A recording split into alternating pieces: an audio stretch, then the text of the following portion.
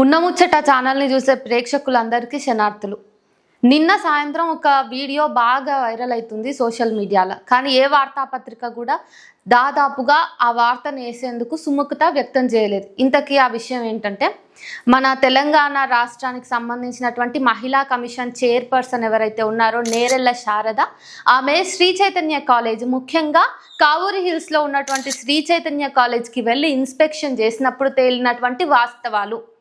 అయితే ఈ విషయం గురించి నేను మీకు చెప్తా కానీ, మీరు ఒక పేరెంట్ అయినా, ఒక ప్రభుత్వ ఉద్యోగి అయినా కానీ, లేదంటే శ్రీ చైతన్య యాజమాన్యంలోనే భాగస్వాములైనా కానీ ఈ వీడియోని ఖచ్చితంగా చూడండి. మన పిల్లల్ని ఎక్కడైనా స్కూళ్ళలో జాయిన్ చేయాలంటే అది కో ఎడ్యుకేషనా, లేకంటే గర్ల్స్ హాస్టలా, లేకపోతే గర్ల్స్ స్కూలా, ఇట్లా స్పెసిఫికేషన్ ఏమైనా ఉందా జెండర్ పరంగానే చూసుకుంటాం. కో ఎడ్యుకేషన్ స్కూళ్ళల్లో కాలేజీల్లో వేస్తాం కానీ కో రెసిడెన్షియల్ కాలేజీల్లో స్కూళ్ళలో మాత్రం వేయడానికి ఇష్టపడం కదా. ఆడపిల్లల తల్లిదండ్రులు ఎంతసేపు ఆడపిల్లలు ఎట్లా సేఫ్గా ఉంటారు, ఎక్కడ సెక్యూర్గా ఉంటారు అనేదే చూస్తారు. అంతేగాని ఏ ఆడపిల్ల తల్లిదండ్రులు కూడా వాళ్ళ ఆడపిల్లల్ని మగపిల్లలు ఉంటున్నటువంటి హాస్టళ్లలో చదివిపియాలని అనుకోరు. అట్లాంటి హాస్టల్లో కనీసం ఎమర్జెన్సీ వచ్చి అడ్జస్ట్ అవ్వాలి ఒక వారం రోజులంటే కూడా తల్లిదండ్రులు ఒప్పుకునేటటువంటి పరిస్థితి ఉండదు. మీ పిల్లల విషయంలోనే మీరు ఆలోచిస్తే మీకు ఇది తేట తెల్లం అవుతుంది. ఇక మన రాష్ట్రంలో శ్రీ చైతన్య లాంటి కార్పొరేట్ కాలేజీలు, విద్యా సంస్థలు ఎంత దారుణంగా వేళ్ళునుకుపోయినాయి అంటే, గల్లీ గల్లీలా ఈరోజు ప్రైవేటు విద్యా సంస్థలు కనపడుతున్నాయి కానీ అందులో ఖచ్చితంగా ఒక్కటన్నా శ్రీ చైతన్య కాలేజో స్కూల్లో ఉండడం అనేది అనివార్యం అయిపోయింది. మరి ప్రభుత్వాలు ఎందుకు ఈ యాజమాన్యానికి ఇంత విరివిగా పర్మిషన్స్ ఇస్తున్నారో అర్థం కావట్లేదు. కరెక్ట్గా 6 నెలల కింద కూడా అండ్ ఈ మధ్య కూడా శ్రీ చైతన్య విద్యార్థులు ఆత్మహత్యలు చేసుకున్నటువంటి వార్తలు నేనే స్వయంగా చదివినా. ఆ శ్రీ చైతన్య కాలేజీలకి మన మహిళా కమిషన్ చైర్పర్సన్ అయినటువంటి నేరెళ్ళ శారద గారే మల్టిపుల్ టైమ్స్ ఇన్స్పెక్షన్స్కి వెళ్ళినటువంటి ఘటనలు కూడా చాలా చూసినాం మనం. కానీ ఇన్నిసార్లు ఇన్స్పెక్ట్ చేస్తున్నా కానీ, ఇన్నిసార్లు అక్కడి విద్యార్థులు హాహాకారాలు చేస్తున్నా కానీ ప్రభుత్వం వీళ్ళ మీద ఎందుకు చర్యలు తీసుకుంటలేదో, లేదంటే శ్రీ చైతన్య యాజమాన్యం కూడా ఎందుకు ప్రభుత్వం నుంచి వస్తున్నటువంటి ఆర్డర్స్ని ఎందుకు ఫాలో అవుతలేదో, విమెన్ కమిషన్ ఇస్తున్నటువంటి ఆర్డర్స్ని ఎందుకు ఫాలో అవుతలేదు, విద్యార్థులకు మంచి ఆరోగ్యకరమైనటువంటి వాతావరణాన్ని నెలకొల్పేందుకు ఎందుకు శ్రీ చైతన్య యాజమాన్యం పూనుకుంటలేదన్నదే ఇక్కడ పెద్ద ప్రశ్న. ఈ సందర్భంగా నిన్న జరిగినటువంటి పెద్ద ఒక 44 నిమిషాల వీడియో ఉంది. అసలు అందులో ఏముందంటే, నీ కళ్ళ ముందట పిల్లలు వస్తూ, అరే నువ్వు ఒక లేడీవమ్మా, నీకు వాష్రూమ్ వస్తుంటే ఎక్కడికో పరిగెత్తుకొని వెళ్తావా, లేకపోతే కన్వీనియంట్గా ఉన్న ప్లేస్కి వెళ్తావా? నేను చెప్పేది అర్థం కావట్లే నీకు? అర్థమైందా? మన పక్కన ఉన్నది దగ్గర ఉన్న దానికి వెళ్తారు. ఎక్కడో నువ్వు రూమ్కి వెళ్ళు, హాస్టల్కి వెళ్ళు అంటే వెళ్ళరు. క్లాస్ రూమ్స్ ఉన్నాయి, సో అక్కడ కూడా వాష్రూమ్స్ ఉన్నాయి. లేదు, అసలు మీకు డబ్బులు కావాలి మీ ఇన్స్టిట్యూట్కి, మేనేజ్మెంట్కి. మీది ఏం లేదు, మీరు ఒక ఎంప్లాయీ. మిమ్మల్ని అంటే ఏమైనా లాభం ఉందా? మీరు జస్ట్ అన్ ఎంప్లాయీ. మీ శాలరీ మీరు తీసుకుంటారు, మీ జాబ్ మీరు చేస్తారు, అంతే. Okay, keep quiet. ఆడపిల్లలు మగపిల్లలు ఒకటే బిల్డింగ్లు ఉంటున్నారు. అడ్జస్ట్మెంట్ పేరుతోటి తొందరలో కొత్త బిల్డింగ్కి వెళ్తాం అనేటటువంటి పేరుతోటి మగపిల్లల హాస్టల్లోనే ఆడపిల్లల్ని కూడా ఉంచుతున్నారు. ఆడపిల్లలు వాడేటటువంటి బాత్రూమ్లు, మగపిల్లలు వాడేటటువంటి బాత్రూమ్లు, అక్కడ ఉన్నటువంటి వాచ్మెన్, వంట మనుషులు, ఇతర సిబ్బంది ఎవరైతే నాన్ టీచింగ్ స్టాఫ్ ఉంటారో వాళ్ళు వాడేటటువంటి వాష్రూమ్స్ అన్నీ కూడా ఒకటే. ఒక అమ్మాయి ఇట్లా వాష్రూమ్కి వెళ్దామన్న వాష్రూమ్స్ దగ్గరికి వెళ్ళినప్పుడు ఆమె డోర్ తెరవబోతే ఆ డోర్ నుంచి ఇంకో అబ్బాయి రావటాలు.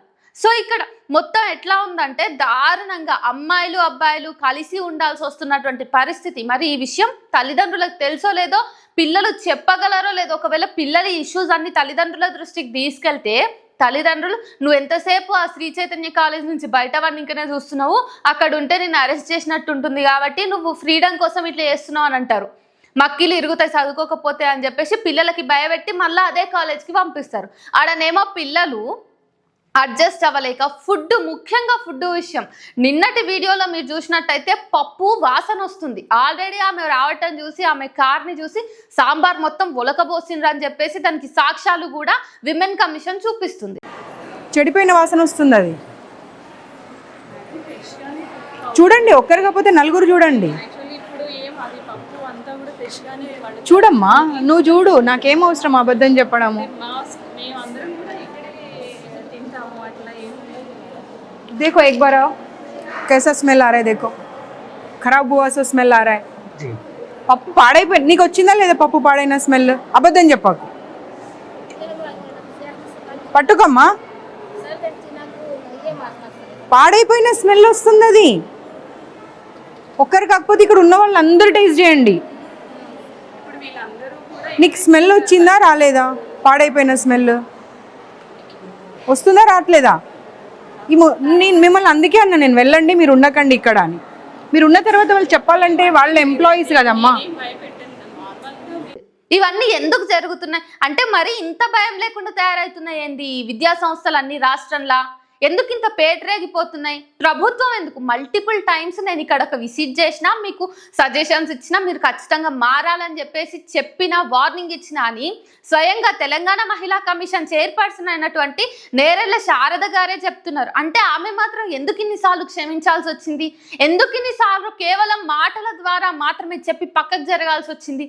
అంటే ప్రభుత్వానికి కూడా ఇట్లాంటి కార్పొరేట్ విద్యా సంస్థల మీద సాఫ్ట్ కార్నర్ ఉందని అర్థం చేసుకోవచ్చా? మీరే చెప్పండి. మీ పిల్లల్ని ఇట్లాంటి అసలు సరిగ్గా ఆహారం కూడా పెట్టకుండా లక్షల ఫీజులు దండుకొని పిల్లలకు చదువు చెప్తాం అనే పేరుతోటి పిల్లల మీద మానసిక ఒత్తిడి కల్పిస్తూ వాళ్ళకి ఆరోగ్యకరమైనటువంటి వాతావరణం లేకుండా వాష్రూమ్స్ ఎంత గబ్బుగున్నాయి.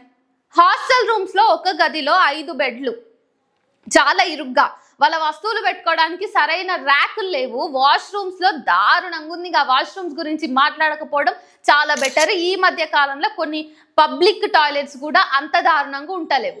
మరి ఇదంతా ఎందుకు? స్టాఫ్ రూమ్లో బట్టలు లేకుండా వాచ్మెన్ పడుకుంటున్నాడు. బట్టలు లేకుండా ఆడపిల్లలు ఉన్నటువంటి హాస్టల్లో యాజమాన్యం ఎట్లుండాలి? పోనీ అందులో ఉన్నటువంటి ఇతర స్టాఫ్, టీచింగ్ స్టాఫ్ కానీ నాన్ టీచింగ్ స్టాఫ్ కానీ ఎవరు ఏ పొజిషన్లో ఉన్నారో వాళ్ళు ఆ అర్హతతో ఉన్నారా అంటే లేదు. స్వయంగా ప్రిన్సిపాల్ కూడా ఎన్ని అబద్ధాలు చెప్తుందంటే ఇన్స్పెక్షన్ నుంచి బయటపడడానికి. ఇంత దారుణం ఎందుకు?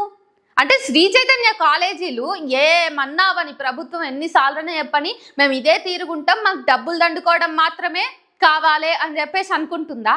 అంటే ఈరోజు మీ వ్యాపారం కోసం, మీ విద్యా వ్యాపారం కోసం తల్లిదండ్రులను, పిల్లలను, ప్రభుత్వాలను మోసం చేస్తూనే ఉంటారా? కానీ ప్రభుత్వం ఎందుకు చర్యలు తీసుకుంటలేదు అన్నది నాకు చాలా ఆశ్చర్యాన్ని కలిగిస్తుంది. ఈ కేసు మొత్తంలో ఎంతమంది విద్యార్థులు నష్టపోతుంటారు అంటే నెల రోజుల నుంచి మహిళా కమిషన్కు పదే ఆడపిల్లలు ఫోన్ చేసి మాకు చాలా ఇబ్బందులు ఉన్నాయి, పాచిపోయిన ఫుడ్ పెడుతున్నారు అని బాగా అడిగితే, అరే ఒకరు కాదు ఇద్దరు కాదు ఇంతమంది ఫోన్లు చేస్తున్నారు, ఒకసారి పోయొద్దామని ఆమె పోయింది.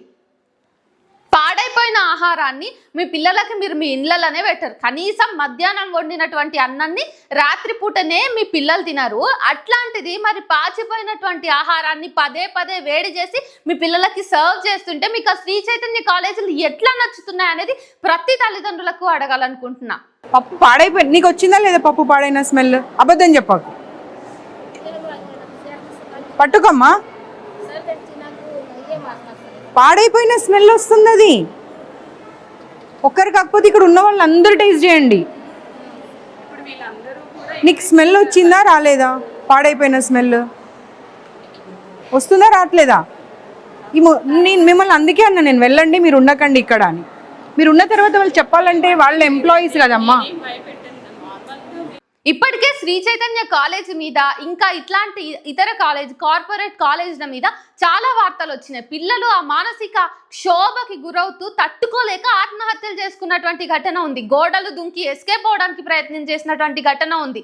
చదువుకోవాలి అనే పేరు మీద వాళ్ళకి జరుగుతున్నటువంటి అత్యాచారాలు దారుణంగా ఉన్నాయి. ఇంకా మరి ఇవన్నీ ఇంత జరుగుతున్నా కానీ ఈ పేరెంట్స్ అసలు ఏం చూసి ఆ శ్రీ చైతన్య కాలేజ్కి పంపిస్తున్నారో అర్థం కావట్లేదు.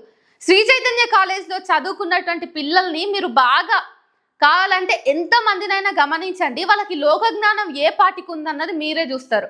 బట్టిఫైడ్ చదువులు, మొత్తం బట్టి చదువులు, కనీసం ఆ సబ్జెక్టు నాలెడ్జ్ ఉండదు. ఆ ఫార్ములాస్ జీవితంలో ఎక్కడ అప్లై చేయాలనేటటువంటిది ఉండదు. ఎంత చదువు చదివి అన్ని లక్షలు పోసి ఎందుకు? ఇంకా కేవలం మార్కుల కోసమా? వాళ్ళు ఇచ్చేటటువంటి ర్యాంకులన్నీ కూడా ఫేక్. మళ్ళీ పైగా ఈ కావూరి హిల్స్లో ఉన్నటువంటి అమ్మాయిలు అబ్బాయిలు కలిసి ఉండి చదువుకుంటూ అక్కడనే ఉంటున్నటువంటి ఆ హాస్టల్, ఆ రెసిడెన్షియల్ ఇన్స్టిట్యూట్లో వేరే రాష్ట్రాల నుంచి కూడా పిల్లలు ఉన్నారు, కర్ణాటక నుంచి, కేరళ నుంచి. అంటే ఎందుకంత? అదేమైనా బిజినెస్ మ్యాగ్నెటా? చదువులు చెప్పే ఇన్స్టిట్యూషనా? ప్రభుత్వం ఎందుకు దీని మీద సీరియస్ అవ్వలేకపోతుంది? ఇప్పుడు కూడా ఫుడ్ ఇన్స్పెక్టర్ని పిలుస్తాం మనం అన్నది. ఫుడ్ ఇన్స్పెక్టర్ వచ్చి నిజమే ఇది ఫుడ్ తినడానికి వీలుగా లేదని చెప్పినా కానీ నాకు తెలిసి ప్రభుత్వాలు ఈ యాజమాన్యాల మీద, ఈ విద్యా సంస్థల మీద బ్యాన్ అనేది పెట్టవు. ఎందుకంటే చూస్తూనే ఉన్నాం కదా, ప్రతిసారి నేరెల శారద వస్తారు, ఆమె ఏదో చూస్తుంది, కొంచెం గట్టిగా మాట్లాడుతుంది, వెళ్ళిపోతుంది. దాని మీద ఏం చర్యలు ఉండవు. ఇంకా ఆమె ఒక రిపోర్ట్ రాసి పంపిస్తే ఏమవుతుంది? శారద గారు కూడా ఈరోజు వీళ్ళ మీద ఇంత సీరియస్గా ఈరోజు 44 మినిట్స్ వీడియోని రిలీజ్ చేసిరు, కానీ ఫస్టే చర్యలు తీసుకుని ఉంటే అయిపోయేది కదా. ఒకటా రెండా గల్లీకి ఒక శ్రీ చైతన్య ఇన్స్టిట్యూషన్స్ ఉన్నాయి. మరి ఎట్లా ఉంటున్నారు మీరు? అసలు తరగతి గదిలో ఉండాల్సిన విద్యార్థుల సంఖ్య కంటే కూడా ఎక్కువ సంఖ్య ఉంటుంది, కావాల్సినంత సిబ్బంది ఉండరు, ఆ టీచర్లకు బేసిక్ నాలెడ్జ్ కూడా ఉండదు సబ్జెక్ట్ మీద. అట్లాంటి వాళ్ళు మంచి పిల్లల్ని ఎట్లా తయారు చేస్తారు? పిల్లల భవిష్యత్తుకు ఎట్లా భరోసా ఇస్తారు? ఇట్లాంటి వాళ్ళని ఎందుకు ప్రభుత్వం ఎంకరేజ్ చేస్తుంది?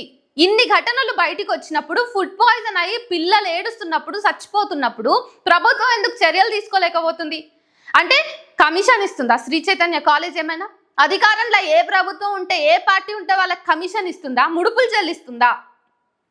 ఇట్లాంటి డౌట్స్ అన్నీ వస్తున్నాయి. మరి అంటే ఇప్పుడు ప్రభుత్వానికి కానీ, అటు ఆ శ్రీ చైతన్య యాజమాన్యానికి కానీ విద్యార్థుల భవిష్యత్తు, వాళ్ళ జీవితం, ముందు వాళ్ళ ప్రాణం ఏమైనా పర్వాలేదా? అంటే ఎంత అన్హైజీనిక్గా ఉన్నటువంటి వాష్రూమ్స్ అవి వాడితే ఇన్ఫెక్షన్స్ అవ్వవా పిల్లలకి? ఆడపిల్లలకి ఎన్నో అవసరాలు ఉంటాయి, వాళ్ళకి పీరియడ్స్ వస్తాయి, వాళ్ళకి స్పెషల్గా వాష్రూమ్స్ ఉండడం అనేది వాళ్ళ హక్కు. పైగా వాళ్ళు 24 గంటల నరక కూపంలో ఉంటున్నప్పుడు వాళ్ళకి కావాల్సిన వసతులు క్రియేట్ చేయాలి. ఎందుకంటే మీరేం ప్రభుత్వ విద్యా సంస్థలు కాదు. అయినా ప్రభుత్వ విద్యా సంస్థలు కూడా మెరుగైనటువంటి వసతుల్ని కల్పించడానికి ప్రయత్నం చేయాల్సినటువంటి పరిస్థితుల్లో లక్షలు దండుకొని ఈరోజు శ్రీ చైతన్య కాలేజ్లో వేసినటువంటి విద్యార్థులు ఎవరైతే ఉన్నారో వాళ్ళ తల్లిదండ్రులు ఎన్ని అప్పుసప్పులు చేసి పిల్లల్ని అక్కడ వేసిర్రు? కనీసం మీకు పే చేస్తున్నటువంటి రూపాయికైనా విలువ ఉండాలి కదా. ఎంత దారుణమైనటువంటి పరిస్థితి ఉందంటే, శ్రీ చైతన్య విద్యా సంస్థలో చదువుతున్నటువంటి పిల్లలు ఎప్పుడో ఒకసారి హోమ్ సిక్ ఇచ్చినప్పుడు కానీ, లేకపోతే ఏదైనా 1-2 సెలవులు దొరికినప్పుడు ఎంత దారుణంగా వాళ్ళు ఎంత కుమిలిపోతారు తెలుసా? వేరే ఏదైనా పేరెంట్ ఆ హాస్టల్ని విజిట్ చేసి వాళ్ళ పిల్లల్ని కలవడానికి వెళ్ళినప్పుడు మిగతా పిల్లలందరూ కూడా ఆ పేరెంట్స్ చుట్టుముట్టి మా మమ్మీ వాళ్ళకు ఒక కాల్ చేస్తామని బతిమలాడతారు. మరి ఇంత దారుణంగా పరిస్థితులు ఉన్నప్పుడు ప్రభుత్వం ఏం చేస్తుంది? ఇవన్నీ ఎందుకు గోసపడడం? వాటి మీద బ్యాన్ చేసి పాడేస్తే, మన ప్రైవేటు విద్యా సంస్థలు అన్నింటినీ తీసి పాడేస్తే ప్రభుత్వ విద్యా సంస్థలు మెరుగుపరుచుకోవచ్చు కదా. ఇదంతా కూడా ప్రభుత్వం ఆలోచించాల్సి ఉంటుంది. పిల్లల జీవితాలు అనేటివి అంత ఈజీ కాదు, అంత గ్రాంటెడ్గా తీసుకోవాల్సిన అవసరం లేదు కదా. కాబట్టి వీడియో ద్వారా నేను తెలంగాణ రాష్ట్ర ప్రభుత్వానికి చేస్తున్నటువంటి డిమాండ్ ఒక్కటే, ఇట్లాంటి నీతి మాలిన, సిగ్గుమాలిన, నాసిరకపు ఇన్స్టిట్యూషన్లను మనం వీలైనంత తొందరగా బ్యాన్ చేసేయాలి. విద్యార్థులను కాపాడాల్సిన బాధ్యత ప్రతి అధికారి మీద, ప్రతి ప్రభుత్వం మీద ఉంటుంది. కాబట్టి చర్యలు తీసుకోవాలి. వీలైనంత తొందరగా శ్రీ చైతన్య కాలేజీలు మూతపడ్డట్టుగా ఇదే వార్తలు ఇంతే గట్టిగా రావాల్సినటువంటి అవసరం ఉంది. అప్పుడు కానీ పిల్లలందరూ కూడా వాళ్ళ జీవితంలో మంచిగా ఉండలేరు. ప్రభుత్వ విద్యా సంస్థలు మెరుగవ్వాలంటే కూడా ఈ ప్రైవేటు సంస్థలకు చెక్ పెట్టాల్సినటువంటి అవసరం ఉంది అనేది ప్రభుత్వం గుర్తించినప్పుడు మాత్రమే మార్పు వస్తుంది.